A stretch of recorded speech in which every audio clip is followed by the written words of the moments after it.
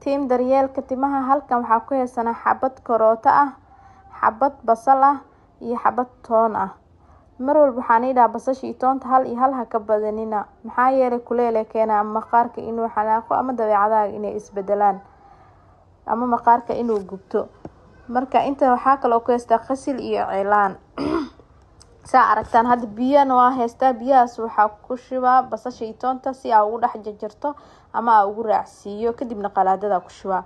marka waxaan ii xasuusinaa mar walba inta adi maaska aadan diyaarin ka hor timahaaga soo diyaarso maaska, si markaa maaska sameysidba hore aa kaga marsatid timaha marka haddii ay dhaqan yihiin oo nadiif ay yihiin waxaa ka wada hadaysan wasaq lahayn ama dadka madax ka dhidi lahayn ama timahaaga aysan saliid badan lahayn oo xirneen, kaliya biyo caadi ah kusoo qoynaysaa haddii mar walba ay la socotid. laakiin haddii oo aadan dhaqin timaha ama ay wasaq leeyihiin waxaa waajib ah inaad shaambo ku dhaqdid marka hore.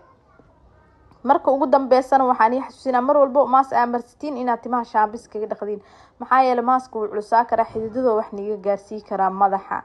hadda waxaa halkan ku jarjaranaa basasha, sidoo kale toonta. sidoo kale waxaan ii xasuusinaa in timaha bac lagu xiraayo, markaa kuuskuustid baca lagu xiraa. gabdhaha qaar ay soo weydiinaa bac maa lagu xiraa mise iska feednahaysaa. bacdaa fiican oo timaha way ku huurayaan waxna way ku qaadanayaan dhaqsi.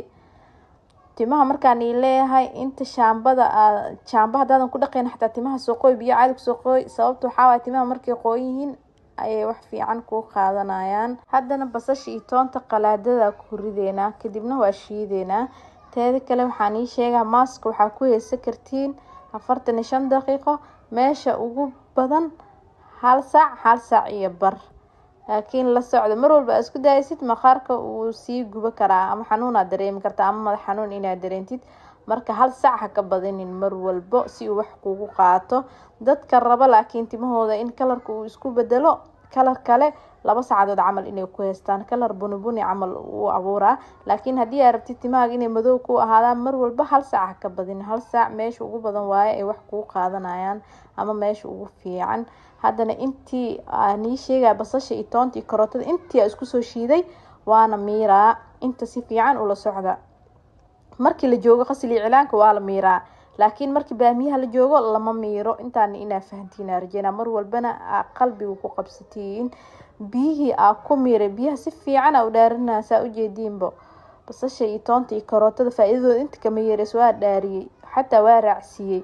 marka cilaanka iyo qasilka mar walba inta way ku anficay as leedahay qaadanaysa. ana hadda cilaanka waaye 4 qaando camal ka qaatay oo bubuuxo, qasilkana waxaa ka qaadanaa 3 qaando. marka saas ula socda.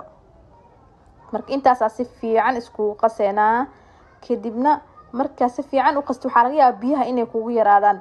biyihii karootada iyo basasha ka mirta day kugu yaraadaan biyaha qandacsan kartaa ama biyo caadi ah ku qasanaysaa. mar walba biyaha caadi waa igu qasmaa, laakiin dadka qaar waxay dhahayaan ma noo qasmaa, si fiican loo garaacaa. marka waxaa fahmaysaana isoo wac insha Allah fariin ha ii soo dirina, maxaa yeelay fariinta inaa la soo